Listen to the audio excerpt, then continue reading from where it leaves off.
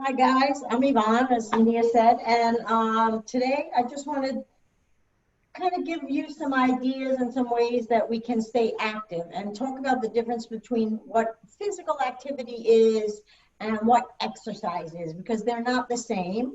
And like you guys, I don't know about you, certainly not Nia, I don't know who's here, but like many, I am of that age where AARP is nagging me to join them every day. I get lots and lots of reminders in the mail that, I should start really looking at my fitness level and my activity level and making sure that I'm going to be able to have the best life I can moving forward. So I had a couple of students in my physical therapy class, my geriatrics class actually, and they put together this presentation and they called it Coffee and Cardio. And I loved the name and I loved the idea. And so I asked if I could share some of their tidbits and then add to it. And so I modified their presentation a little bit, but I kept the name because I think it's really important to think about the fact that when we get together with our friends, I got my coffee here, right? Well, it's really chocolate, I'm not going to drink coffee, but I got it. And I'm ready to rock and roll. Right? So when you get together for a cup of coffee or you with your friends, you can make that into a chance to do something a little bit more active together. And that makes exercise and physical activity more enjoyable for everybody. And so today we're going to talk about some ways that we can do that, some ways that we can exercise together, and even just how we can incorporate physical activity and make regular everyday physical activity a little bit more of exercise so that we can benefit from that. Awesome. Yeah.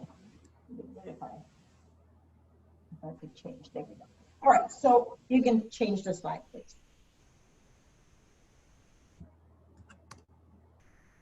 So according to the Center for Disease Control, the CDC guidelines, it's recommended for that older adults, have aerobic activities of up to 2 hours and 30 minutes per week. And that's only moderate intensity. If you do vigorous intensity, you really only need 75 minutes or an hour and a half a week. If you mix it up, you can have any combination of the two. And we're going to talk about what a rate of perceived exertion is. It's an easier way to kind of judge how hard you're working during your exercise as opposed to stopping and taking your heart rate. We will talk about that because that's a good thing. So some of the activities that the CDC recommends are gardening, yard work, dancing. There's a list on the slide, but it's very small. I have to make this much bigger for you guys. So advance, please. So as far as, that's aerobic activity. So as far as muscle strengthening, the CDC recommends that we should do muscle strengthening activities 2 or more days a week. And that we should address the larger muscle groups. It's pretty much all of them, right? The legs, the hips, the back, the abdomen, the chest, the shoulders, the arms. But I can tell you, as older adults, it's most important that we strengthen our legs. We address the power in our legs. And power does not equal strength. Power is being able to call upon that strength and use it in a certain amount of time. And so we need to have powerful legs. And there's lots of research that shows that older adults they maintain that power in their legs, they walk for longer periods of time. They're less likely to fall, all of those things. The other thing that I would really suggest, in addition to the legs, is the back muscles. They're often ignored. And every time we see younger people talk about working on their back muscles, they're almost always working on the muscles in their lower back, right? They're doing these pull-up things. But as older adults, we have a tendency to be a little bit more rounded in the upper back. And that affects our breathing, it affects our balance. It affects all of those things. And so we want to work on, I have some later at the end of this, I'll show you some activities that you can do to kind of work on what we call thoracic extension, or that upper back, and maintaining really nice alignment, not looking like that little old lady in the movies, you know? Okay, you can. All right. So this is just a graphic that I thought was interesting, in that it shows the I don't know, my slides are not. It shows the participation according to the American College of Sports, the College of American Sports Medicine and their physical activity guidelines. And basically, what it shows you is that the black bars are males and their aerobic activity. The clear bar, or the white bar, is females' aerobic activity. And then the heavily shaded is how many males participate in strengthening activities. And then the lighter shade, or the lighter gray, is females that participate in muscular activities or strengthening. And those are the age groups. So we have 18 to 44, 45 to 54, 55 to 64, 65 to 74, and over 75. And you can see that overall, men are doing most of the aerobic exercise, and they're doing most of the strengthening exercise as compared to women. And the numbers drop off dramatically as age increases. And if you look, that big red line at the top, that's 100%. That's where we need to be. You know, we need to be at that 100% so that we can have a healthy, vibrant society. You can advance, please. So what exactly is exercise? Physical activity is considered any movement that involves your muscles and your skeleton, and it increases your energy expenditure.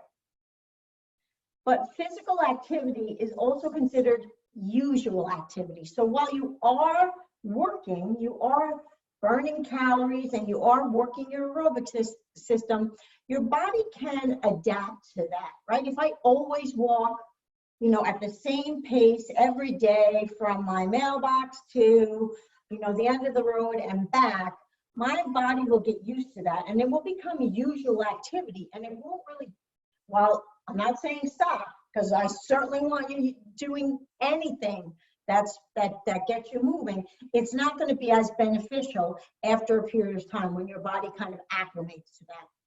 What makes it exercise is a period of overload. And overload means we're really challenging ourselves, our aerobic, you know, our heart and our pulmonary system, our respiratory system, and our muscles. You know, we feel it. We really are challenging ourselves, and we're overloading those systems. And when you overload the systems, what happens is your body says, wow, you know, that was really hard. I better get stronger. I need to do something, because if she's going to start doing this every day, I don't know what I'm going to do. And so your muscles get a little stronger. Your cardiovascular system improves a little bit. It's just like going on a diet, right? They say you go on a diet, you starve yourself, you don't take it, and your body gets used to that. Your body can adapt to only taking in 1,200 calories. And then you go and binge, and you eat that whole thing of Haagen-Dazs. Been there, done that, right? And so now your body is working at a very slow level because it's trying to save all of that 1,200 calories. And all of a sudden you're shoving 4,000 calories in. Your body doesn't know what to do with it. It says, oh, we better make a lot of fat in case she stops eating again. So same thing with exercise. It's the same idea, right? It's a use it or lose it thing. If you use it exactly the same all the time, your body says, well, that's what we're going to do. But if we challenge that and we mix it up and we do something a little different, your body has to respond to that. And the way it typically responds is improves. Okay. Switch. So the benefits of exercise. There's lots and lots of research, and I'm not going to hit you with a lot of research here, but just know that the evidence that's out there, the scientific evidence, has shown that older adults who exercise regularly have better balance, better muscular power. And what that does is it helps reduce the risk of falls, which is a huge issue as we get older, right? Because if I fall when I'm 20, I kind of bounce, right? I might get a bruise, I might be a little sore for a day or two. I fell last June, I broke 2 vertebrae in my back, so we have to be very careful. Falls are much more significant as we get older. If you do fall, strength training exercise, weight bearing exercise, not just walking, not aerobic exercise, not physical activity or usual activity, but resistance exercise is going to help mitigate or slow down the progression of osteoporosis, which is that weakening of the bones, right? And our bones, as we get older, our bones get weaker. There's nothing, there's no ifs, ands, or buts. It's part of the aging process. But if we don't do something to slow that down, it can become a real issue. And that's why, the incidence of hip fractures is so great in older adults. Because if I fall and I land on my hip, which is our heaviest part typically, that bone is not strong enough to take the impact. So resistance exercise is going to help us to avoid, if we do fall, avoid really critical injuries. Of course, improved strength, improved endurance is going to help maintain our independence. We're going to be less reliant on other people. Exercise has been shown to manage or prevent a lot of diseases, including arthritis, heart disease, stroke, type 2 diabetes, osteoporosis, 8 types of cancer, including breast cancer, which as we get older, particularly if we're on hormone replacement therapy, we're at higher risk of developing breast cancer. And I'm speaking to us like we're only women because I'm assuming that's the audience here.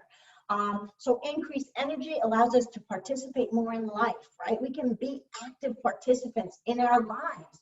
We don't have to be isolated socially. We don't have to be, I would go to to church today, but I think I'll be too tired by the time I get there. It allows us to do more, to be more involved in the world around us. It improves sleep.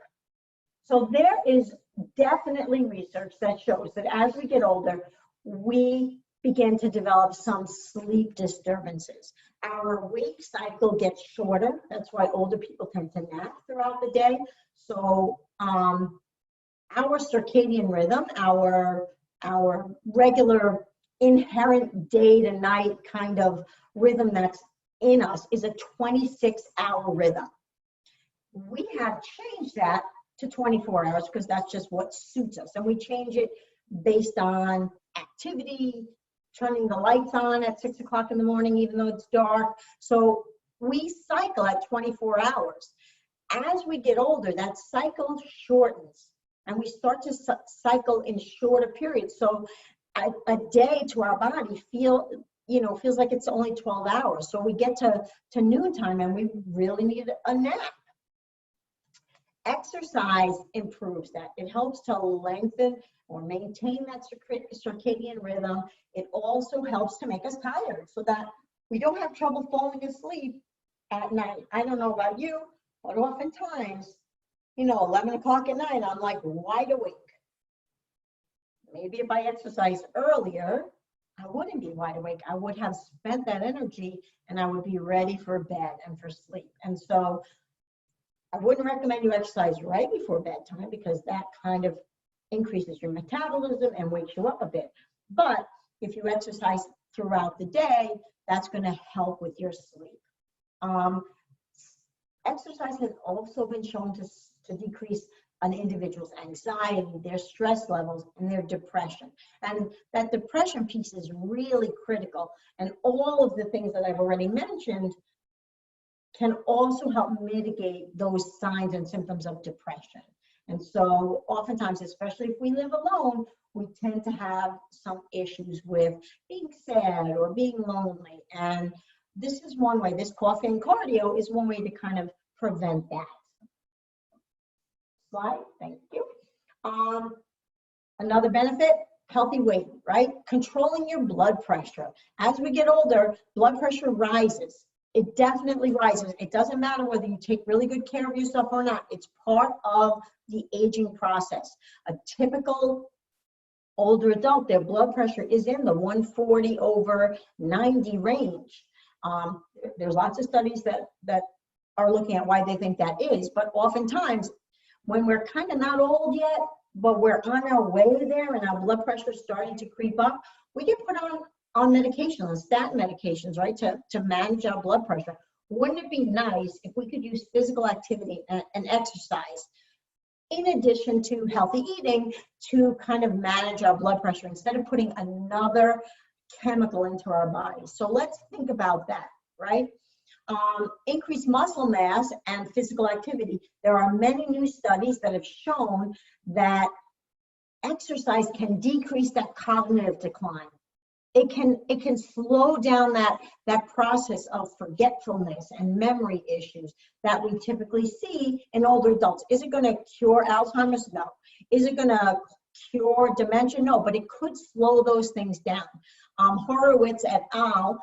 Looked at certain blood factors that are increased when we exercise, and they show that these factors in the blood help with cognition and slowing down a person's brain age. So there's lots of reasons, right? There's lots of reasons. And the final one is feeling in control, right? If you are taking control of your life, you're empowering yourself to say, I don't need that statin. I know that I am capable with my friends to be physically active and to control this typical aging process with exercise and physical activity and socialization. And yes, I know Mia last week talked about her love of fried chicken, which I'm right there with you.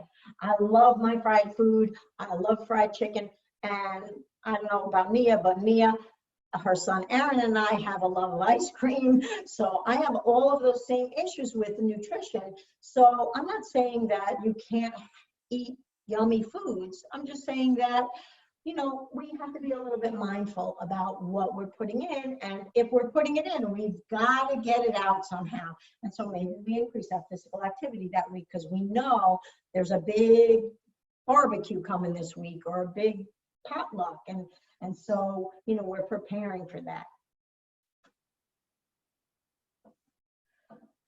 All right, here's the nitty-gritty on inactivity, which is very easy to do, right? It's really, really easy to fall into that. I eat dinner, I sit on the couch till I fall asleep, then I get myself up and I go upstairs to bed. I sound like I know this routine because I live this routine if I'm not careful. Right? If I'm not mindful of myself, if I'm not taking control, if I'm not being empowered, I definitely fall into that. Maybe I'm not watching TV, maybe I'm reading a book, right? Even if I go out and sit by the pool, oftentimes instead of getting in and swimming laps, I'm sitting there reading a book until I get hot and then I dive in, cool off, I go back out to my book, right? Instead of being active. It's harder to be active when the kids aren't around. Like, when I'm with my grandchildren, I'm running around all day, all the time, and it's easy. But when we're home by ourselves, we have to take control. We have to be mindful of everything that we do. And so here's some of the risks. Some of these chronic conditions are increased in individuals who live a sedentary lifestyle. Back pain, balance impairment, stroke, osteoarthritis, rheumatoid arthritis, frailty. Chemotherapy can increase your response to chemotherapy. That the negative signs and symptoms can be increased if you don't have that physical activity level. Joint replacements, right? Painful joint replacements. If you have a joint replacement, it's like the whole world opens up to you again once you get through the rehab. It's like, oh, my knee hasn't felt this good in years. But if you don't use it, your knee's going to go back to feeling the way it did before the surgery. Parkinson's disease, if individuals with any of those neurological diagnosis, multiple sclerosis, post-stroke, cardiovascular injury, any of those things, if we don't exercise, all of the negative signs and symptoms of those diagnoses are exacerbated, are increased, are really felt throughout your whole body. And then obviously lower extremity fractures. In addition to those chronic conditions, leading to more immobility and more what we call disability, right? Functional disability, that you can't function anymore. Sedentary lifestyle increases the risk of obesity, type 2 diabetes, heart disease, stroke, joint pain, back pain, joint stiffening, depression, poor sleep habits, and poor nutrition, right? If you're sitting on the couch not doing something, if I'm out for a walk, I'm thinking about what I put in my mouth, right? I am not out for a walk with my Haagen-Dazs, but if I'm sitting on the couch, that's what I'm doing, right? And so we want to be mindful and take control. So let's start thinking about how we know whether we're exercising. We know when we're being physically active, right? You're not sitting on your bottom, you're doing things. But when does that become exercise? And so here's the disclaimer. Before you start any exercise program, make sure you check with your healthcare provider, right? The other thing is the rate of perceived exertion. So there's a graphic here, and it's a 1 to 10 scale, and we've got some silly faces there. And basically, it is telling you it's how you feel while you're exercising or while you're doing something. So 1 is like, I'm fine. I'm not doing anything. I'm good. And it works its way up to number 10 is, I'm so tired, I think I'm gonna die. We don't want to exercise at a 10, okay? We want to exercise between 5 and 8, right? And so 5 is, what is 5? Let's see. 5 is, I'm just a little uncomfortable. I can still talk, but I can't really sing. I can still talk, but I can't sing. 6 is, I can still talk, but it's definitely getting more challenging. Slightly breathless and definitely sweating. Oh, okay, there you go. So why don't you read what 7 is? Because the Lord knows I can't see it on my computer. No problem. I can still talk, but I don't really want to, and I'm sweating like a pig. That's number 7. And number 8. Number 8, I can grunt in response. Grunt. I can grunt, in response to your questions, and can only keep this pace for a short time, period. Number 9, I am. No, I don't have to read 9. So that's where we want to exercise. We want to exercise in that. I'm starting to get a little breathless, but optimally we want to be sweating. We want to be like able to say a sentence or 2 and then need to take a rest, right? And so those numbers, that 6 through 8, kind of correlate with your percentage of maximum heart rate, right? So that would be how we find our target heart rate. So what you want to be aware of is any safety equipment that you should have with you, right? If you're exercising by yourself, make sure you have a phone available. If you're out and about and it might get dark, make sure you have a light with you, and always make sure you have a way of communicating. Now with cell phones, we have no excuse to be kind of isolated in the woods without any way to reach help. The other thing that we need to think about is our heart rate, right? As we exercise, our heart rate should elevate, and we want it to get to a certain level, our target heart rate, or a percentage of our maximum heart rate. But in order to do that, we need to know what our resting heart rate is. Okay, and so in order to take your resting heart rate, here's what I would suggest. If you're going to take your resting heart rate the night before, put some watch or your phone or whatever, something that has a second hand or can do some timing on your bedside table. And before you get up in the morning, for 1 minute, you're going to find your heart rate. You can either find it here, or you can find it here, and you'll feel your pulse. Don't push too hard because you can obliterate it, especially if it's not really strong. And then for 1 entire minute, you're going to count your beats. And that's going to be your resting heart rate. Okay? So the average individual's resting heart rate is somewhere between 60 and 100 beats a minute. As we exercise, that's going to increase. And the way we know that we're physically fit is how quickly our heart rate returns to our resting heart rate when we stop exercise, right? So within 3 minutes, 5 minutes at the most, we should be pretty near our resting heart rate after a bout of exercise. And so that's something to consider and something to keep in the back of your mind. What I wouldn't suggest is that you stop in the middle of exercise and take your heart rate. Now, you can take your heart rate for 6 seconds and multiply by 10. You can take it for 10 seconds and multiply by 6. Any of those multiply, any division of 60 you can do. But the first time you do it, you want to do for the full 60 seconds. What I would do if you're not taking your heart rate during exercise is take a minute to say, am I at a 5, a 6, a 7, or an 8? Because if I pass that 8, if I get to that I'm probably going to die stage, it's time to either back off or sit down and take a break.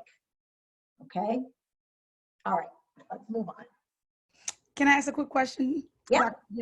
So I feel like this is great for, the average everyday. Sometimes I do feel like when I watch movies or see athletes train, they go to that number 9. Yeah, so I'm gonna get into that a little bit when we talk about target heart rates. Okay. Because a young athlete, they're used to training. So here's what we're going to talk about. So you should know your resting heart rate, and the way we find our maximum heart rate is we take the number 220 and we subtract our age, right? So if you're 20, your maximum heart rate is 200. And so you're exercising, for a 20-year-old, you can be exercising in the 80 to 90 range. You don't want to exercise at 100, because if you exercise at 100, you can actually overtrain and have the reverse effect, right? Our target heart rate should be in that 60 to 80% of that target heart rate, like on that perceived exertion scale, that 6 to 8 level, right? There's one exception. If you've had a cardiac event, your target heart rate is always going to be your resting heart rate plus 20 beats per minute. You're not going to do 220 minus anything unless you're several years out from the cardiac event. But if you've had a cardiac event within the last 6 to 12 months, you are going to take your resting heart rate that you took and you are going to only add 20 beats to that. That's your target heart rate. Okay, so if my resting heart rate is 60, my target heart rate's 80. Okay, and if we're thinking about that rate of perceived exertion, that scale with the fine looking people on it, we're gonna back down to the 5 level, right? We don't want to really go up into that 8 level until we're well out of the range of that cardiac event, so over a year out. All right, here's my disclaimers. If you're on a beta blocker is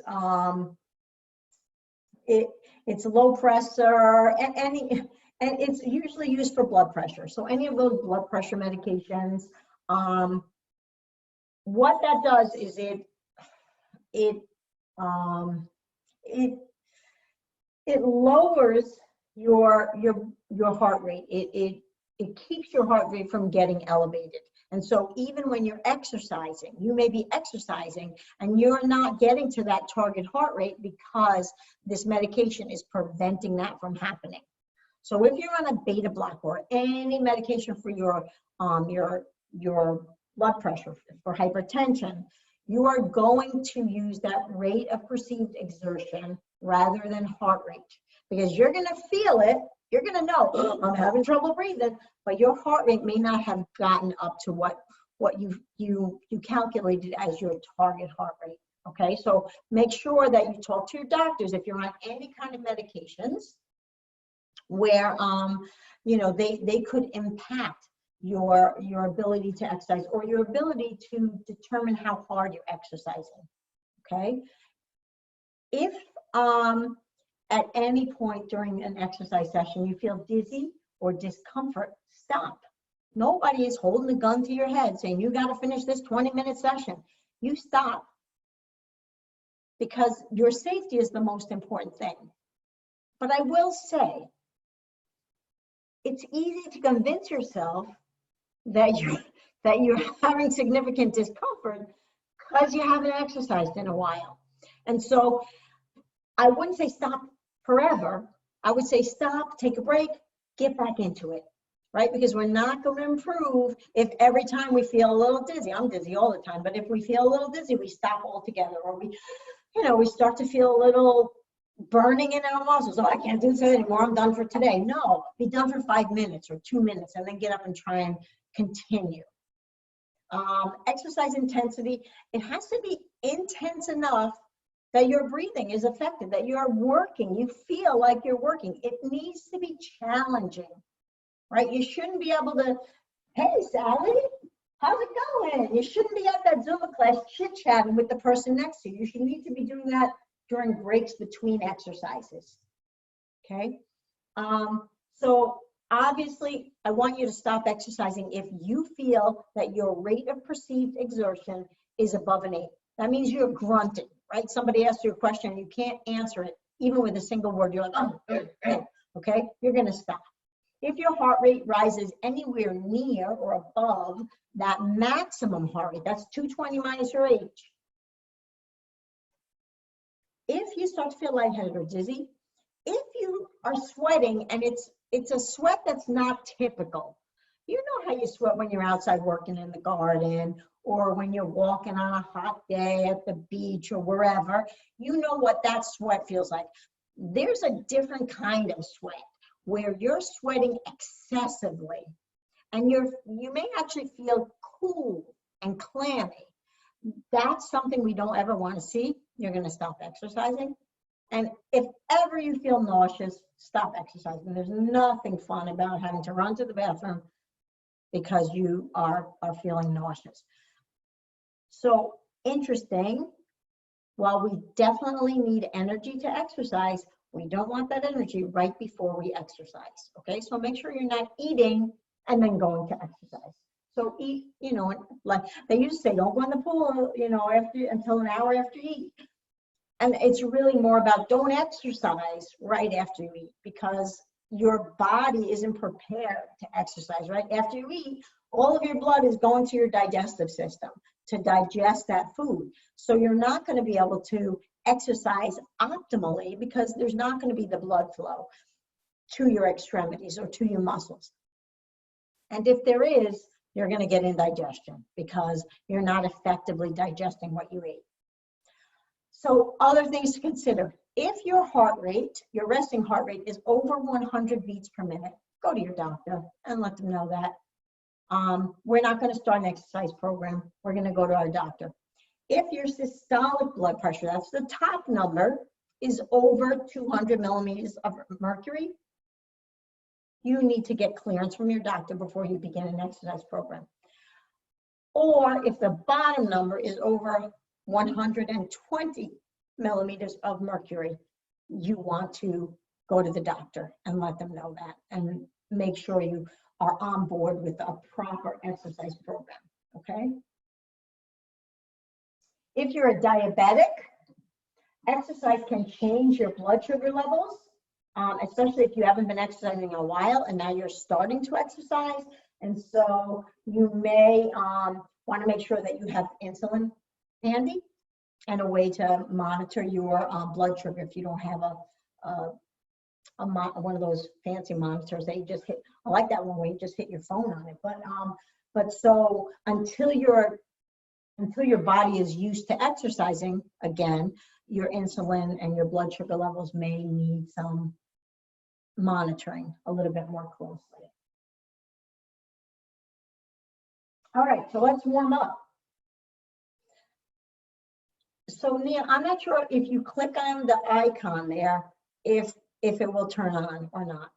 There's an embedded, there's a hyperlink there.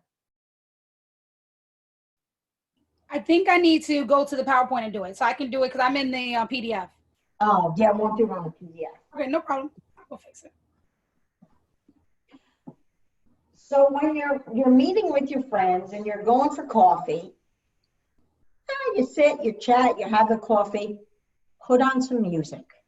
Okay, the best way to warm up before you exercise is having a dance party, a good old dance party. And the way that you want to do this is you want to start a little bit slower, right? So find maybe a ballad, something with a kind of a slower, just to kind of get your blood flowing and get used to it. I'm going to tell you, I wasn't a good dancer before. I had a brain injury and now I'm a worse dancer. So I am going to apologize in advance. And then you're going to work up to a faster tempo. What I want you to try and do is sing along. Whatever song you choose, try and sing along. And you and your friends just have a good old dance party. Now you can continue with that. You can start with a warm up and then you can continue to dance, right? And that could be your aerobic activity for the day. There's nothing more fun than that. Will it work or no? That's all right. That's all right. Don't worry about it. I'll just play it here.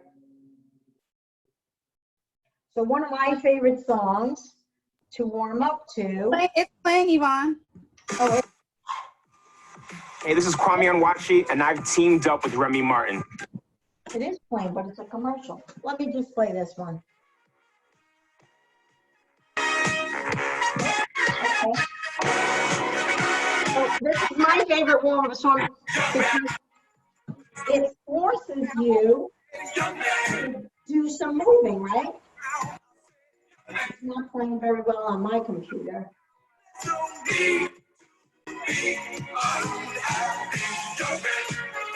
You can do all of the moves. There was a video, right? And then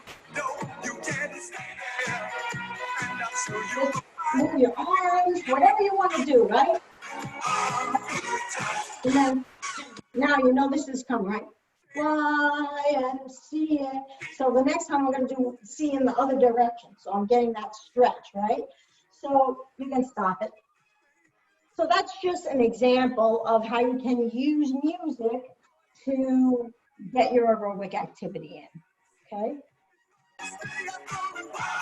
You can stop it. You can stop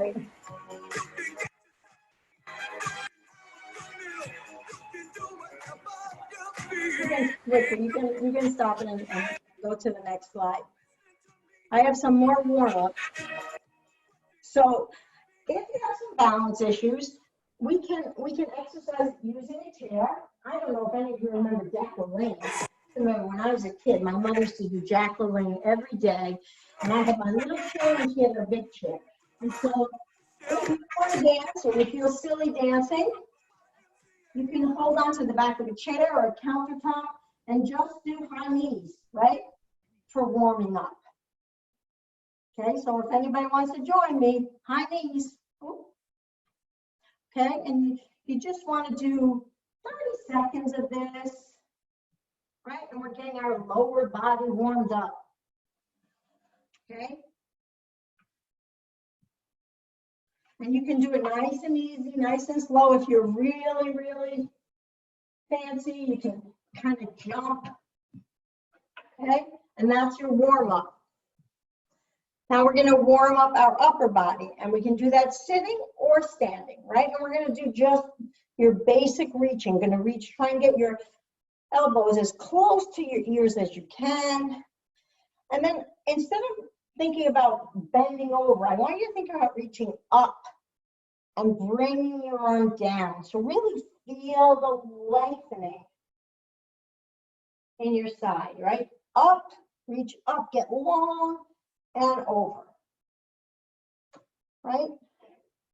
So you're gonna do this. This is just to warm up. You can do some little arm circles to really get your heart rate going and get your body prepared to exercise. Okay? All right, next. Now we're gonna work on strengthening exercises. So like I said before, don't forget the strengthening exercises. And everybody, well, not everybody, but a lot of people feel like I have to go to a gym. I have to have a dumbbell to do strengthening exercises. It's not true. Body weight exercises are fine, okay? And one of the biggest exercises for older adults is just a simple sit to stand, okay? And it's just, you're gonna either cross your arms here or you're gonna, but we're not gonna use our arms to stand, and you're just gonna stand up, right? Now, there's a couple of ways that you can determine whether you're getting better. You can set a timer for 30 seconds and see how many times you can sit and stand within that 30 seconds. And I want you to come all the way down, right? And up and all the way down, right? Or you can start a timer, do 5 sit to stands, and then stop the timer. So whichever one you choose, you need to be consistent. So every time you are looking at it, you can see, oh, you know, I did, you know, yesterday I only did 13 sit to stands in 30 seconds, and today I did 15. So I'm getting better. And what that means is not only are your legs getting stronger, but they're able to work faster. So their power is increasing. The power of the muscles of your lower body is increasing. And sit to stand is a really nice exercise because it's working all of those major muscles, right? That we need to go up and down stairs. And we're working them in both ways. There are 2 types of muscle contractions, right? There's a shortening muscle where you're kind of making the muscle, but then there's the muscle where that muscle has to lengthen, and we control that, right? So when I'm here and I'm holding a weight in this hand, and I put that, well, let's do it with my coffee.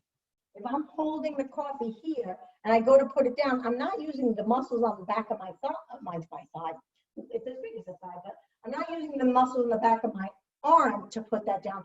I'm slowly controlling the lengthening of this muscle as I put that weight down. And so that's called an eccentric contraction. And it's really important when we go downstairs, right? We're kind of slowly lengthening all those muscles as we lower ourselves down against gravity. So this sit to stand seems simple, but if you do it regularly and you try and do it without your arms, you're not going to have trouble getting up off the couch. And you're not going to have as much trouble on the stairs. It's also kind of lubricating your knees and lubricating your ankles. If it starts to get too easy, there's lots of ways to increase the difficulty of what you're doing without weights. So again, if you're doing 5 times sit to stand, right, you're only doing 5 of them, start doing more than 5. If you want to increase your resistance, if you want to make it harder, there's lots of ways to do that. You can put a belt on, and what I don't have it with me, but you can take a belt if you have a belt. And what I do is I take knee-high stockings and I put beans in them, or whatever I want, something that weighs up. Sometimes I put a can of soup in there and I tie it to the belt. So now I have a weight belt on me, right? All made from things that I already have around my house. So I'm increasing that resistance for sit to stand, okay? And I can keep that belt on when I come behind my chair and I start to work on one of the other major muscle groups. Now it's interesting because we don't think much about our calf muscles because they're just there. but they're one of the strongest muscles in our bodies because they're lifting all of our muscle weight. And so we are going to be doing some heel raises, okay? And we're just gonna go up and down, up and down. And you want to try and get as high as you can. Try not to use your arms. Your arms on the chair are really just to help maintain your balance. Now, to be considered having functional strength in your calves, you need to be able to complete one heel raise on one foot at a time. So go all the way up and all the way down. If you can't do that with just one leg, as physical therapists, we would consider that you have some weakness there that is not functional, right? And then the next grade from okay, this is minimum that we need for function. The next grade to, oh, they can function pretty easily is 24, right? We need to be able to do 24 on one leg. And so that's how we would increase the resistance for those heel lifts. We would do it with just one foot at a time instead of both feet together, okay? So all of these exercises, there are suggestions here. Do it 10 times for 2, you know, or for 3 sets of 10 or whatever. Those are just guidelines. You can do any combination that you want. The idea is you want to feel it and you want to go to failure when we're doing strengthening exercises, right? So we want to keep doing those heel lifts until we're not completing them properly, okay? And then you say, oh, okay. When you can complete 12 of the sit-to-stands or 15 of the sit-to-stands with good quality safely, it's time to kind of make it a little bit more challenging, right? Add the weights, start timing yourself so you're doing it in a shorter period of time, whatever. So you want to make it a little bit more challenging, okay? But again, whenever you're doing any of these things, your heart rate's going to go up, not as much as when you do an aerobic activity, but if you move from one exercise, one strengthening exercise to another without taking a break in between, your heart rate will go up. My suggestion, dance party between every exercise. I mean, that's I mean, if you're exercising with your friends, right? You do your sit-to-stands, you're so excited. Now you put on the radio or the whatever you listen to nowadays, MP3 player, I don't know, and you just have yourself a dance party with your friends. You can put, songs are typically around 3 minutes. So you can dance for half a song, you can put a timer on and only dance for a minute. You can do whatever you want. But I would suggest that you kind of use some form of aerobic kind of intermezzo, so to speak, okay? So sit-to-stand, calf raises, really good, really basic exercises to start with. We're gonna get into more specific exercises at the end. All right, upper body. Can you click? There we go. So upper body, we're gonna look at bicep curls, right? Now you're saying, well, they all have dumbbells. I need dumbbells. No, you don't. What you need is a can of soup, okay? If you have a can of soup, 12, 16 ounces, look, Mia's got it. She's got any can, anything that, if you're really strong, a gallon of milk. That's 8 pounds, right? So you can use anything that has weight, as long as you're not hurting your wrist when you're doing it, right? And so that bicep curl is really important, and we want to strengthen the muscles of our chest. And so the best way to do that is to start with wall push-ups. I don't know if you've ever seen me. So wall push-ups, you're gonna face the wall. The closer your feet are to the wall, the easier the push-up will be, right? So you want to be arm's length away, and you're just going to bring your chest to the wall and back. Chest to the wall and back. If that's too easy, bring your feet out a little further. Chest to the wall and back. Okay? Don't bring your feet out so far that you feel like you're going to fall. If you get your feet out really far, and you can do those 3 sets of 12 or 3 sets of 10 without difficulty, it's time to move to the floor. And if we move to the floor, we're going to start with, they used to call them the ladies push-ups. I call them the chibi push-ups, but it's the only push-ups I do anymore. So I'm gonna show you, I hope, maybe you could see me. I'm gonna be covered in dog hair. But so basically you're gonna get on the floor and you're gonna be on your knees instead of your toes. Okay, so regular push-up's gonna be here. We're gonna drop down. So we're only lifting a shorter amount of weight with a shorter lever system. The thing that you don't want to do is stick your butt up. You want to look like a plank. And you're going to come down and up. Okay? When you move from the wall to the floor, I guarantee you're going to go from doing 2 sets of, or 3 sets of 12 to doing 2 repetitions. But that's okay. If you feel it, take a break, try and get 2 more, right? It's much more challenging on the floor. And once you can do those push-ups, gosh, that works your triceps, your chest muscles, your wrist extensors are going to be sore, especially as we get older, we start to lose some of that extension. If that's an issue, you can do the push-ups on your fists. But I would suggest that you try and do them with your hands open, especially on the wall, because it's going to provide a little bit of a stretch and it might help you maintain that extension a little bit longer, okay? All right. So the next slide is cooling down, but I think we're just going to skip over that.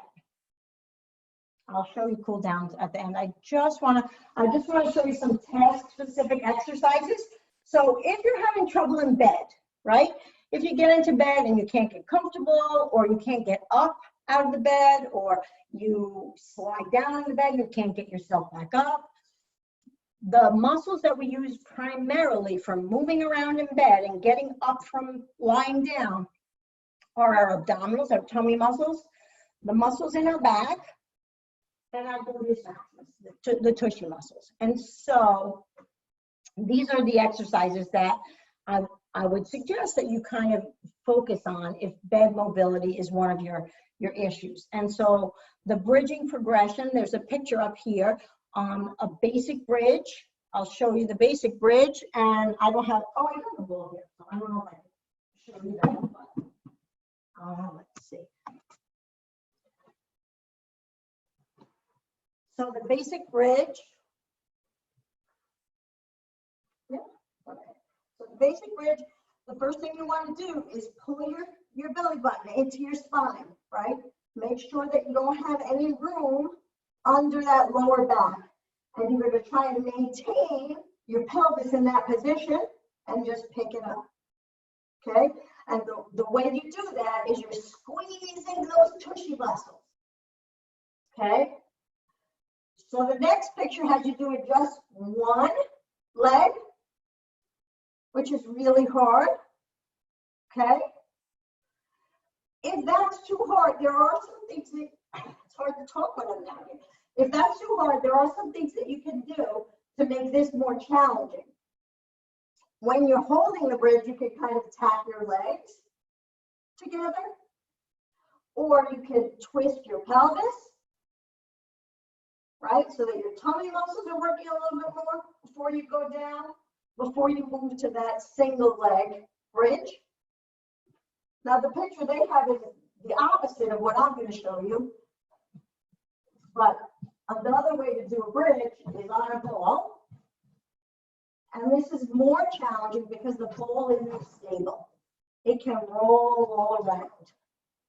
And so you're using additional muscles to maintain the stability of the ball. The next exercise, and this is one that I want you all to pay attention to, it's a sit back. So we all know, oh, I gotta work my abdominals, I'm gonna do sit-ups, I'm gonna do crunches. No, don't do crunches, don't do sit-ups, right? Nobody does them right, everybody does them wrong, and it increases that thoracic kyphosis because we're doing it wrong. So what I'm gonna ask you to do is start sitting up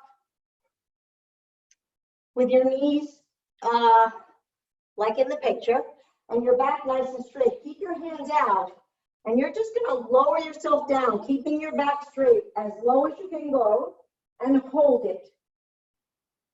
The minute you feel your back start to curl, stop, right? Or if you feel it in your low back. So you're just gonna go back, you're gonna hold it there, and you're gonna come back up. You should try and hold it for maybe 10 to 20 seconds, and then come back up. And you're gonna see that after a while, you're able to get pretty low and maintain that lower back. If you go too far, you'll see your low back wants to kind of arch. When you get there, that's too far, okay? Now, if you're having some trouble, you can see in the picture, she put like a pillow behind her or a mat of some sort, and that will help keep that pelvis in a neutral alignment, and it'll protect your back a little bit. And the other one is a side plank, and this I wouldn't even attempt until you've been exercising for a while. And I don't even know if I can do it. I haven't done one since rehab. So you are going to start on your knees, just like with the push-up. You want your hips in line with your knees, and you're going to be weight bearing on your forearm. And all you're going to do is just lift up. Pick your hips up off and make your body a straight line from your knees up to your shoulders. Okay. And then the next progression of that is going all the way up on your toes. And I don't, unfortunately, have the balance to do that. Oh, look at that, I do. I impressed myself with that one. So that works a muscle that's often ignored, the transverse abdominis muscle. So if you have that roll right here, like I do, that's that muscle. That'll help tighten up that lower kind of belly area. All right, one more. This is the next. This is picking things up, right? So the key muscles, the tushy muscles, the hip muscles. So we're talking about the muscles all around the hips, the muscles that kind of stabilize our hip. You don't need to know the names. I put them there just so you think I was fancy. And the quadriceps, so the muscles in the front of your thighs.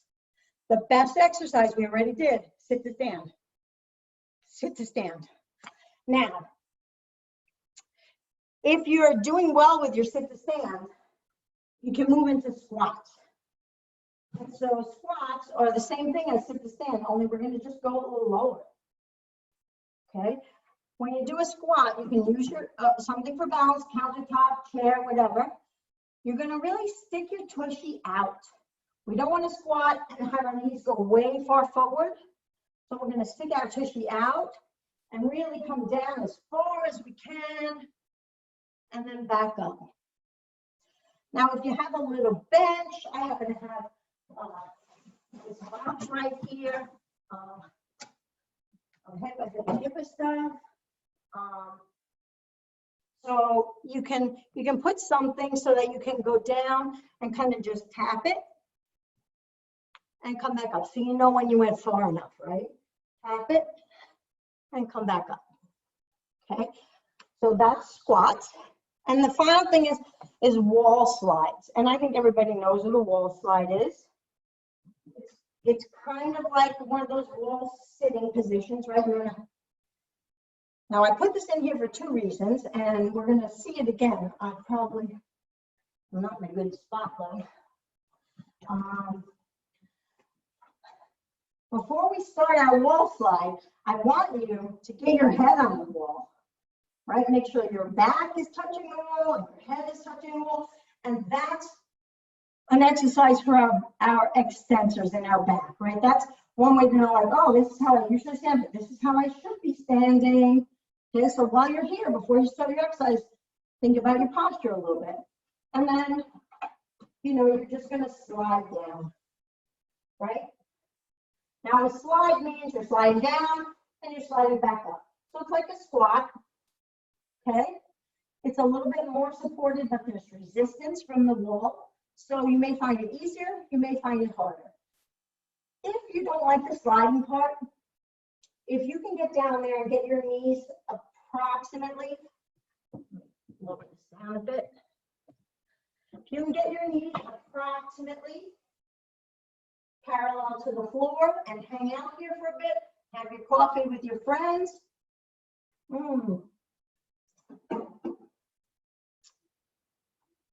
Chat and time yourself. See how long you can stay there. And I have one more group of exercises that are task specific. I think it's stairs. Yeah. So this is just walking and stairs, right? And so again, the key muscles are the abdominals, the back extensors, all of the muscles of the tushy and the hips, the quads, your calf muscles, the calf muscles in the front and the back, okay? And so some of the exercises are similar. The bridge progression can address this, those sit backs and planks, right? Planks are kind of like a push-up, only they're static, right? We don't move. And what you're going to do, you can start just like with the push-ups, you can start on your knees, but you want to be a plank, right? So you want to be on your forearms. You can have your feet up, and you're just going to maintain that position.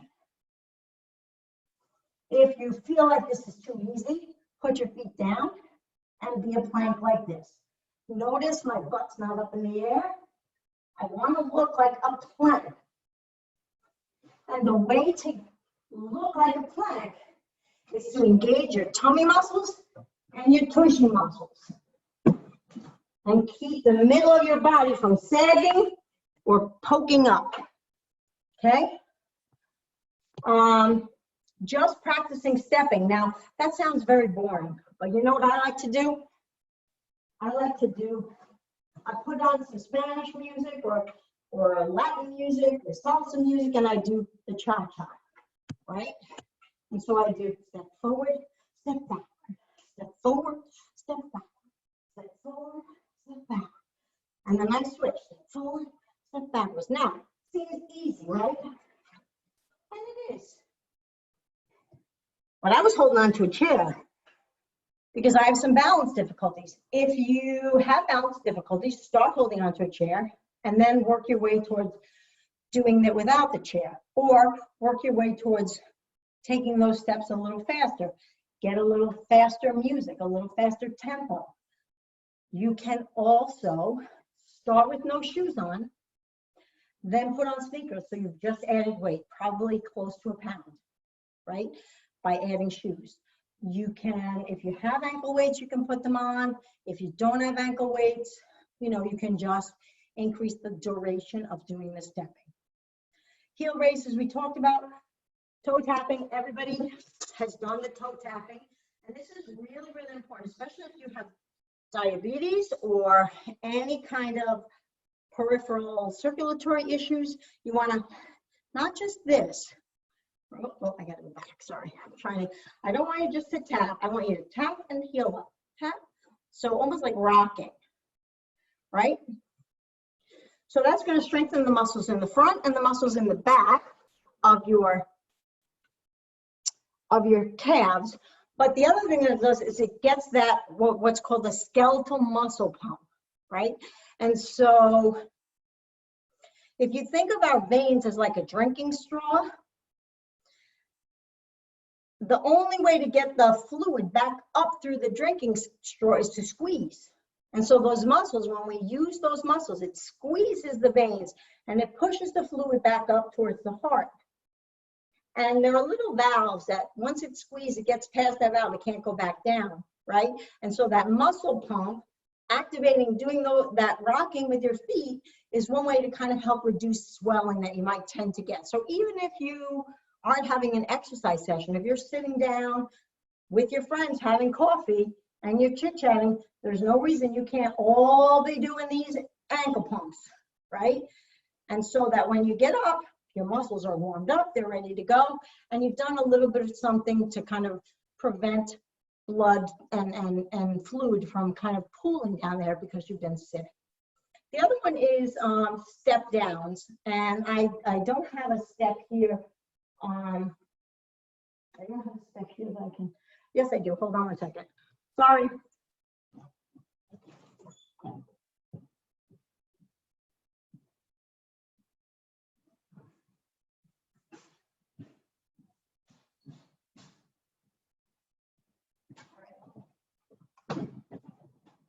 I always recommend that you start these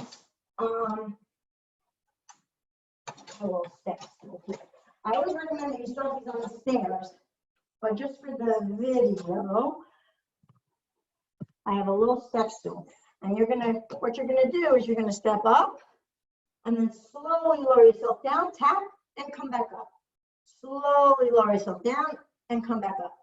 So you wanna lower yourself down to a count of 4, let's say. And you can go back up as fast as you want. And then you're gonna turn and you're gonna do the same thing. And come back down, right? And so I always suggest that you start on the stairs if you have stairs available that have a rail, like the picture that this lady is having here.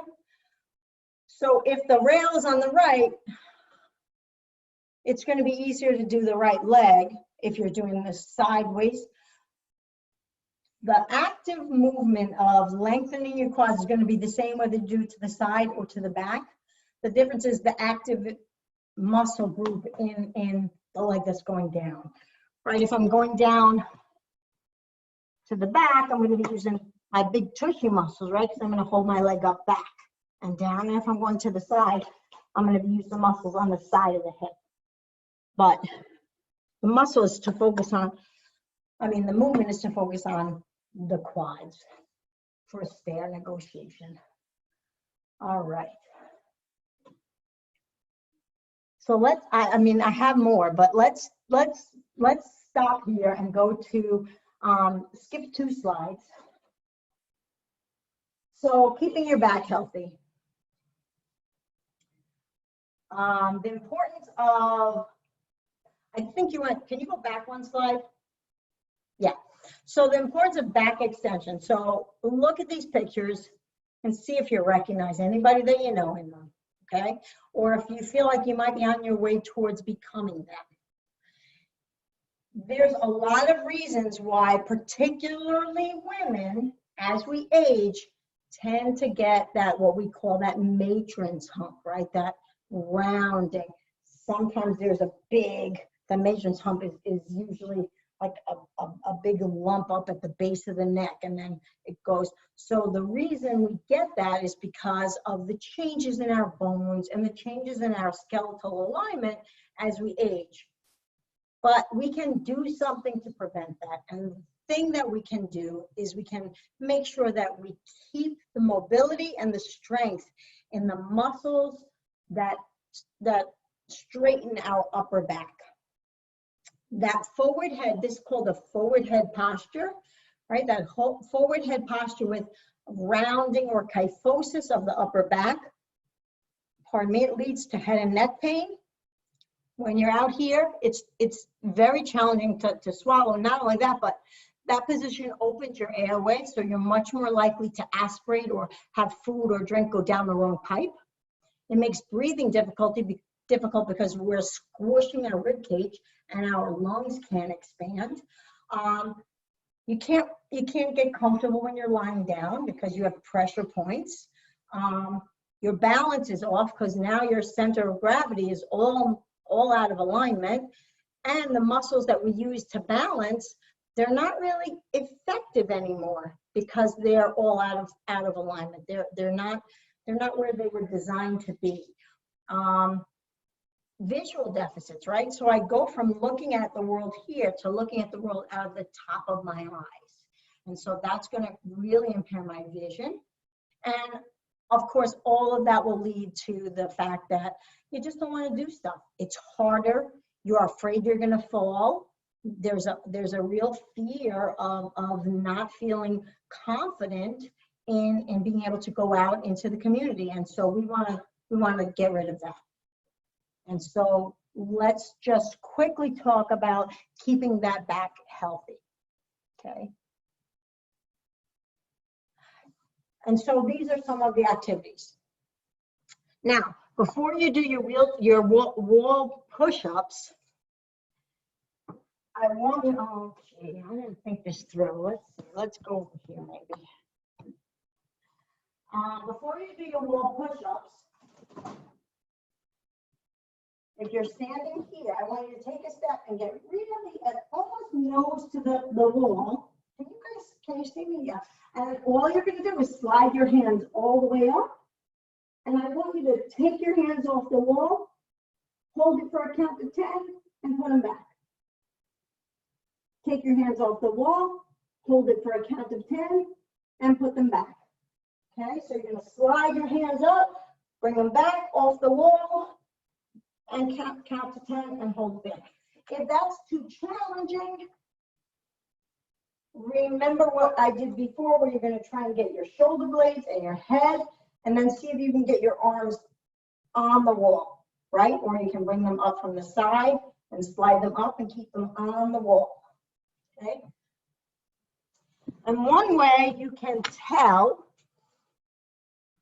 if you're getting into that posture is if you look at this, the gentleman on the right side, they're measuring the distance that his head is from the wall when his back is on the wall. And so that's telling us how much we're starting to move away or move into that kyphosis, right, or that forward head posture. And so just standing like this lady in the purple here, just standing like her with your shoulders against the wall and your head against the wall and maintaining that alignment, and practice that, stay there. If it helps, put a mirror in front of you or do it in front of a mirror. However, but the more you can do these activities for your back, the better you're going to be, because your balance is going to improve, your breathing is going to improve, your physical appearance is going to improve, right? People are going to say you look 10 years younger because you're taller. You've just gained 2 inches because you're not hanging out here. And then the last exercise is very challenging, and it's really for those of us who, who are fairly in good shape and haven't really gotten to that point where extension in the upper back is challenging yet. And this is just pretty much doing the same thing we just did on the wall, but we're going to do it against gravity and without the support of the wall. So you're going to just lie down. You're going to I want your head to stay nice and soft, so you're going to kind of look right at the ground. You're going to bring your arms kind of out to the side, like maybe 20 to 30 degrees, and you're going to just pick up those arms. Hold it and put them down.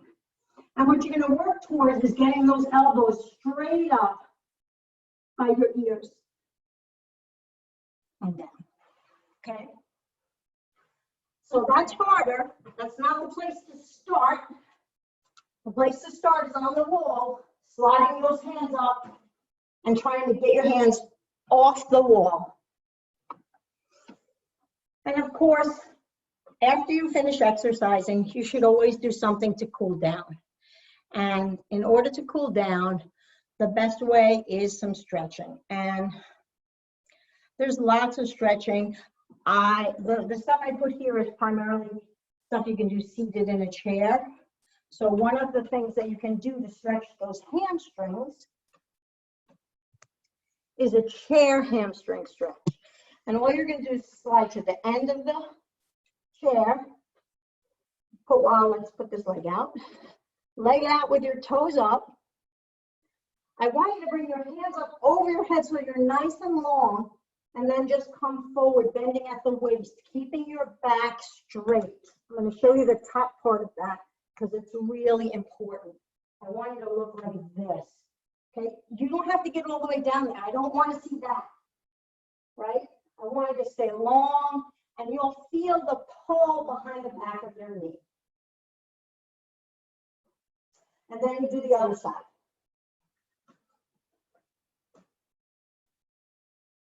After that, we're going to stretch out those hip muscles. And the way we're going to do that is we're going to cross one leg over the other.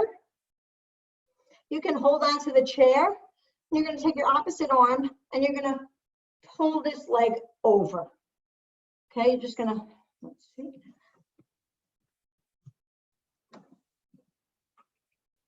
Pull it over, and you should feel that stretching all in here. Okay.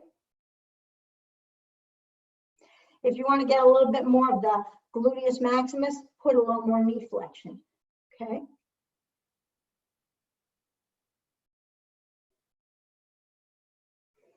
I love that one.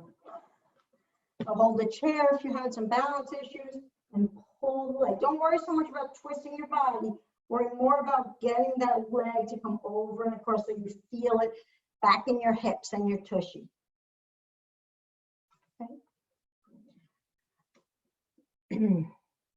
You always want to stretch your calves out. If you're anything like me, you are definitely going to have some cramping at night if you're not hydrated well enough. And to do that, you're going to kind of lean against the wall, put one foot behind and one foot forward. We're going to keep that back knee straight. Can you see it, Nia? No, I'm too far down. Keep the back knee straight and the toes pointing forward, and then you're going to just drop your hips in, keeping that knee straight, and so that that ankle is kind of bending towards you, bringing your shin down towards your toes. Keep that knee straight, hold it, and then you can bend the knee and hold it there. There's two muscle groups. You stretch one with the knee straight. That's usually the one that's a little tighter. Then when you bend the knee, you're making sure that that other one is stretched as well. Okay. Well, you can use any stretches that you want. If you're into yoga, go for that after this exercise. That's great. All right, next one, cool down. And so we're just going to do the same kinds of things that we did with our arms. We're going to reach across. What I never want is pain in the shoulders, okay? So if you are pulling and you're feeling it in the shoulder and you're not feeling it kind of around your back, try pulling from here if you can reach, okay? Because I don't want to injure any structures in the joint space, but we do want to bring that shoulder blade around because all of those muscles are kind of working the muscles of our shoulder blades. And you're gonna, again, do your reaching up and lengthening over, right? Reaching up and lengthening over. And then you sit down with your friends and you finish your coffee. Anybody have any questions? That's it for me. That was awesome. Well, thank you. What a workout. We didn't really work out. We only did a couple of everything. But you don't have to do all of it. You can do just pieces of it. And that's the beauty of it. Once you have an arsenal, you have some ideas and you know where to start, then it's easy to build on, but it's much more challenging to get started. So this is just a way to start. And I'm telling you, if it's daunting, just start by dancing. I think it was a wonderful. Thank you so much for the options. I think you gave so much variability and options for growth, So as you said, start with what's comfortable. I love that you gave the rate of perceived exertion. For our group, we have a comment from Facebook that is saying, wow, this was great. So thank you. And just wanted to thank you guys for joining in. And for coming, guys. Yeah, and we have one more tomorrow on CP, cerebral palsy, autism, and Down syndrome. We'll talk about some common pediatric disorders. And I'm gonna comment, I'll try and be quiet. oh, I want you not to be quiet. I want you to help me get through it, because I have a long and I have a short version because it's so many things. But I look forward to hopefully seeing you guys tomorrow. Thank you guys again. Thank you, Yvonne, Dr. Bye, Egitto, guys. for joining us. Everybody enjoy the rest of their Saturday. Bye. Bye.